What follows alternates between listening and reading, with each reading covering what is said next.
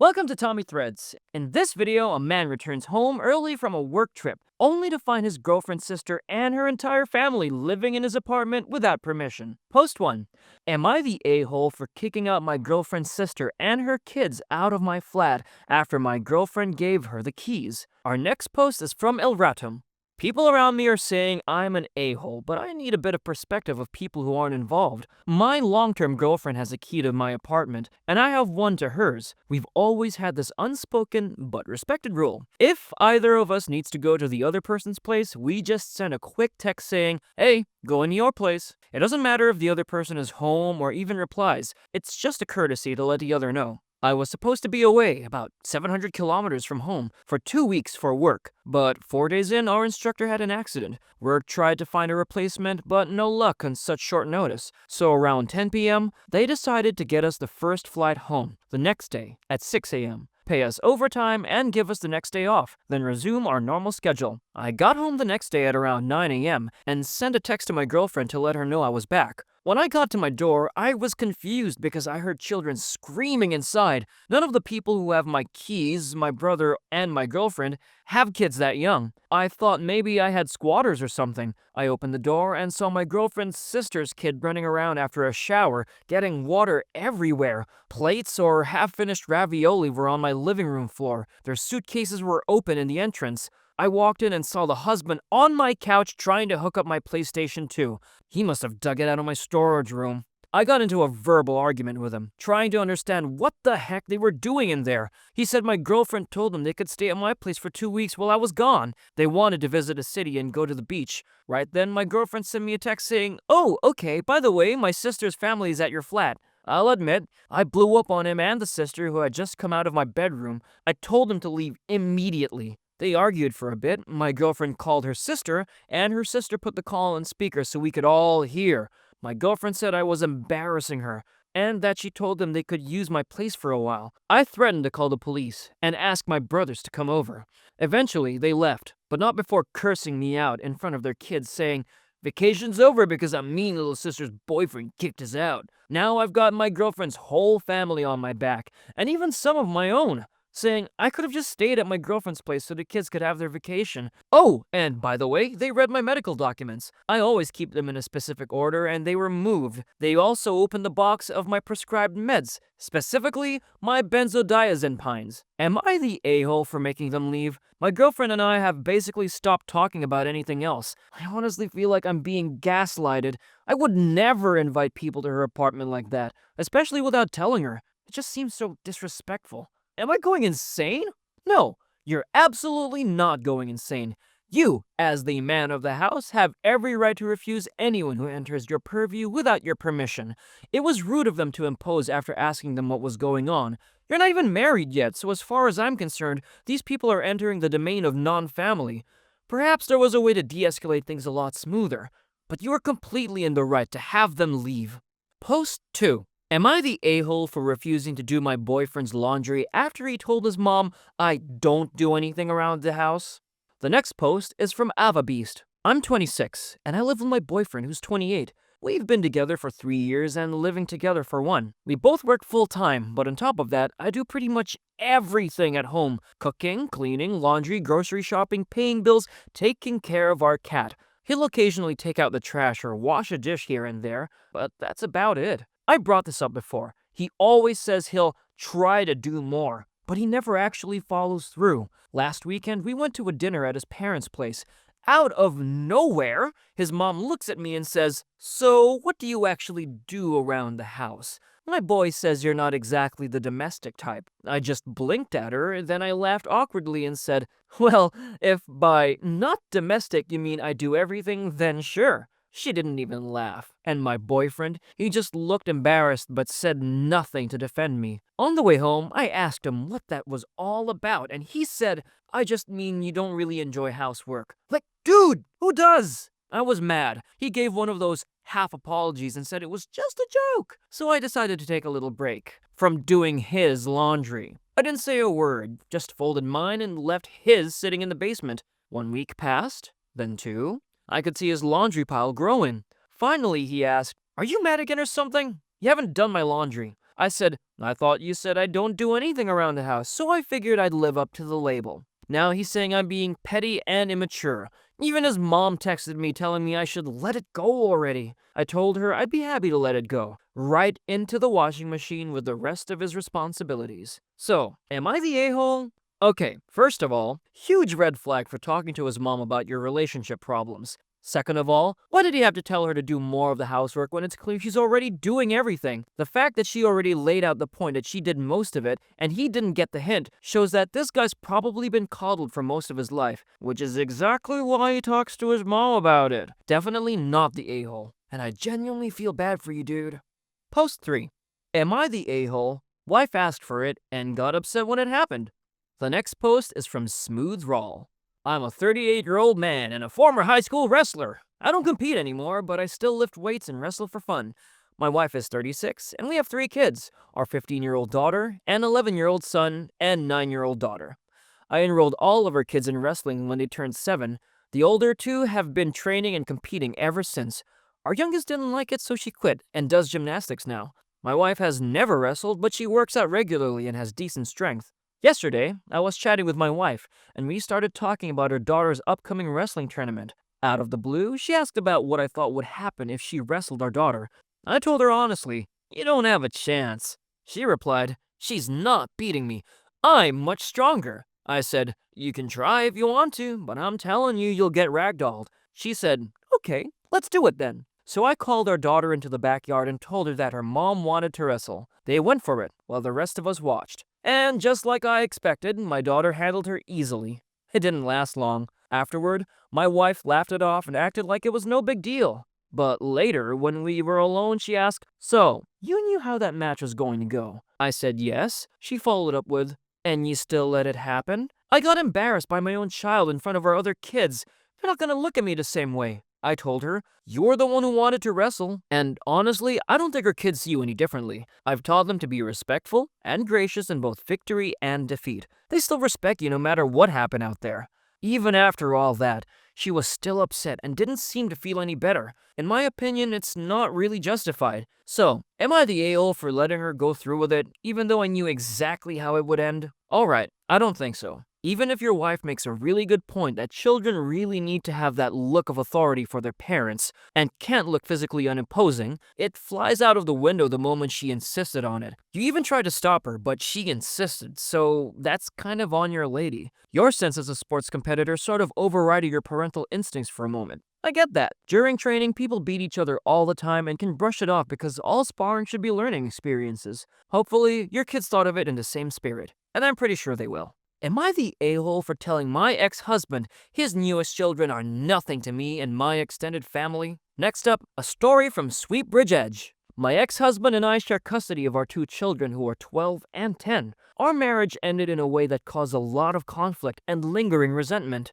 He told me he was done. It turned emotionally abusive. He said some deeply hurtful things that he found disgusting and repulsive, that the idea of being with me made him feel sick, and that he'd want to cheat many times. It came out of nowhere. He had been distant for a little while, but chalked it up to work stress. Then one day, he unloaded all of this. He later admitted to cheating twice. Any chance of staying on good terms after the divorce disappeared in that moment. My family completely despises him for how he treated me.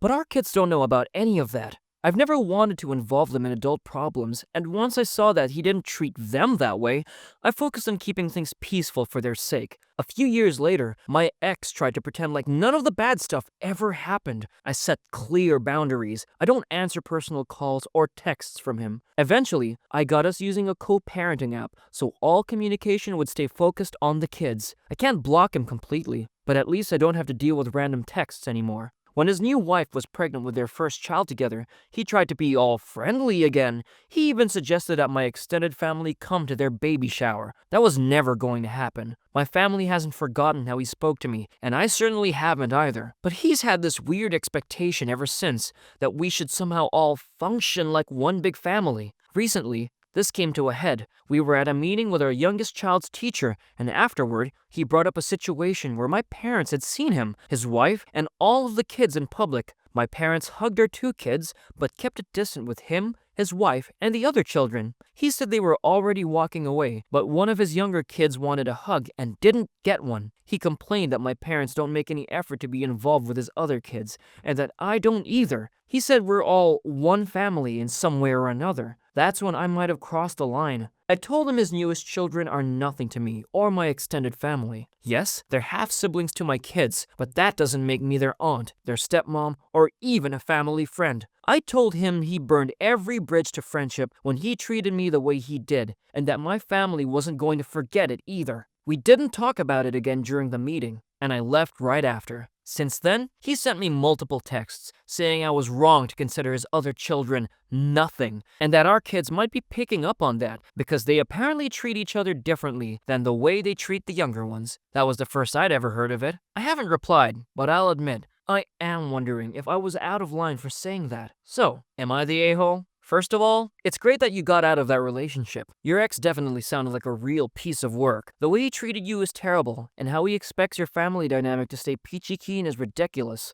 That being said, I actually do think you're an a-hole, but not for thinking nothing for his kids, but for refusing to give the kid an innocent hug. Telling him that the children mean nothing to you is one thing, but you were already willing to lie to your kids to protect their innocence. Refusing to give a child an innocent hug, whether or not the affection means anything to you, feels more like spitefulness directed at them. Your ex was a terrible guy, but you don't have to be mean to children who are completely innocent in this situation. Sorry, buddy. Yatta. Am I the a-hole for telling my sister's boyfriend it's none of his business if I don't want to be a stay-at-home mom? The next post is from Appropriate Food 5858. So I'm 22, and I have an older sister who's 28. She has 4 kids, loves being a mom, and wants to be a stay-at-home mom. I fully support her doing whatever makes her happy. She also understands that I have no desire to be a mom right now. Maybe not ever. I have 2 other older sisters who feel the same as me, and that's important context. Her boyfriend, who's 27, recently got upset with me. He asked them when I was going to settle down and even offered to introduce me to one of his friends,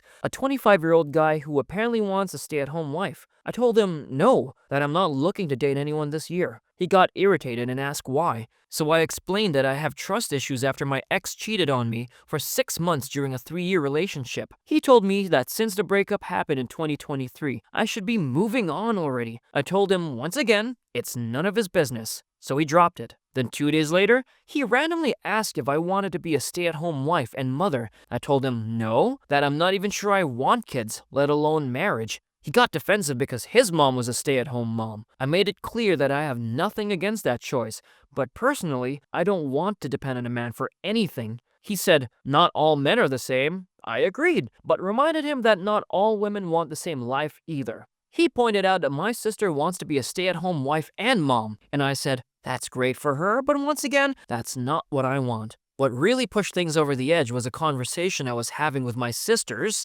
just us, in his house while he wasn't there. We were talking about birth control, and I mentioned that I was thinking of getting an IUD. He walked in right as I said that and decided to insert himself into the conversation. He told me I was ruining God's plan to make me a mother. I told him whether or not I have kids is not his concern. He got angry and told me to get out of his house. So I did. Later, my sister asked me to apologize to him. She also told me I shouldn't get an IUD because, in her words, if I got pregnant, it would be part of God's plan. She even suggested I reconsider becoming a stay-at-home wife and mom. I told her that not everyone shares that dream. She accused me of not respecting stay-at-home moms and wives, which isn't true at all. My other 2 sisters backed me up. They told her boyfriend to mind his own business and reminded everyone that if I wanted to live an independent life, that's my own right. And to make matters worse, he told me that I'm going to hell for being a bisexual. I snapped and said, well, I guess your girlfriend, my sister, is going to hell too, since she's also a bisexual. He knew this already, by the way. Now, some of their friends are calling me an a-hole, saying that he only cares because it's God's body, and that I should respect it by becoming a mom soon. To clarify, my sister has 4 kids, but 3 of them aren't even his.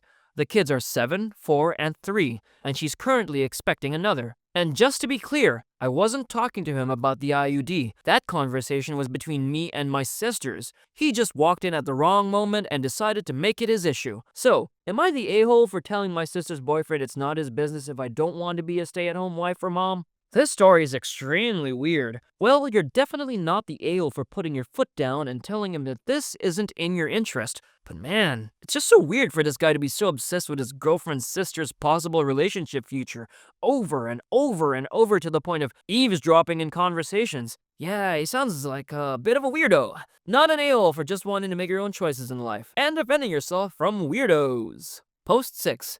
Am I the a-hole for telling my biological parents to treat me like their new kid's uncle who they only see at family gatherings? The next post is from Jazzy Finnans. I'm 17. I've been raised since birth by my maternal grandparents, but to me, they're mom and dad, and that's what I call them. I'll refer to them that way here. I'll call my biological mother Elsie and my biological father Johnny. Elsie and Johnny had me when they were 24 and 27. Right before I was born, they told my mom and dad that they weren't ready to be parents, and Elsie asked if they'd raise me. My parents agreed, got custody of me after I was born, and raised me as their own. They were always honest with me about who my biological parents were, and why I was so much younger than my siblings, who are technically my aunts and uncles biologically. I never had a relationship with my paternal side, so it was only my maternal family in my life. I didn't see Elsie or Johnny growing up. They would call my parents occasionally, but the relationship was strained, and eventually the call stopped altogether. My mom had a hard time with how little Elsie and Johnny seemed to care. They never asked how I was doing. My dad was more of the it's their loss mindset. He'd always tell me I was the best son, well, grandson, they could have ever hoped for. When I was 14, Elsie and Johnny got married and invited everyone in the family, including me. I didn't want to go, and my parents didn't want to go either. I think they would have only gone if I was there. Truthfully, I feel nothing for Elsie or Johnny. To me, Elsie is like a sister I never knew I had, and I'm fine with that. Some of my siblings did attend the wedding and told us Elsie was pregnant. That was actually the first time I ever saw my mom really angry. She was furious that they would invite me and try to spring that kind of news on me at the event. Her mama bear instincts came out full force. I didn't really care, but I told my parents that if they wanted to be involved with Elsie's new baby, I wouldn't get in the way. I didn't want to stop them from knowing another grandchild. They decided to open up a little contact again with Elsie and Johnny, but that didn't last long. Elsie wanted my mom to come and stay with her for her birth and help out for a whole month, leaving me behind. That wasn't going to happen. They stopped talking again after a while. Eventually, they reconnected. Elsie got pregnant again, and then had another baby after that. Apparently, they wanted more, but Elsie's age and health complications got in the way. Now, Elsie, Johnny, and their kids are included a bit more in the extended family, so I've seen them a few times, but I don't hang out with them. The last time was a couple of weeks ago, and that's when they sat me down and said we needed to figure out my relationship with their kids and what we should tell them. I rolled my eyes at that we. Then I told them that there's no we in this. They should treat me like their kid's uncle, the kind they only see at family gatherings. They looked shocked. Johnny said they thought I'd want to be their kid's brother. I told them I already am a brother, the baby brother, but that's it. I told them I wasn't interested in them or their kids, and that none of them are my actual family. They said my expectations were unrealistic, and that I am their brother, not the uncle. I told them my parents are the people who raised me. Elsie is their daughter. That makes her my sister. They were never mom or dad to me, and they should keep it that way. They were really upset by what I said and started calling and yelling at my parents, but my parents backed me up completely. They told Elsie and Johnny that they were the ones who created this dynamic, and this is the result of it. This is reality, and they've always been honest about it. Now, it's turned into a bigger drama than I expected. So, am I the a-hole for telling my biological parents to treat me like their kid's uncle and not a brother? Man, so much unnecessary and horrible drama. They wipe their hands clean with their son and even give custody to their parents, don't bother helping them, and now that they're all settled, act like it's totally fine to bring him back to be a son to parents that were never there for them. It's messed up, man. Don't really got much else to say.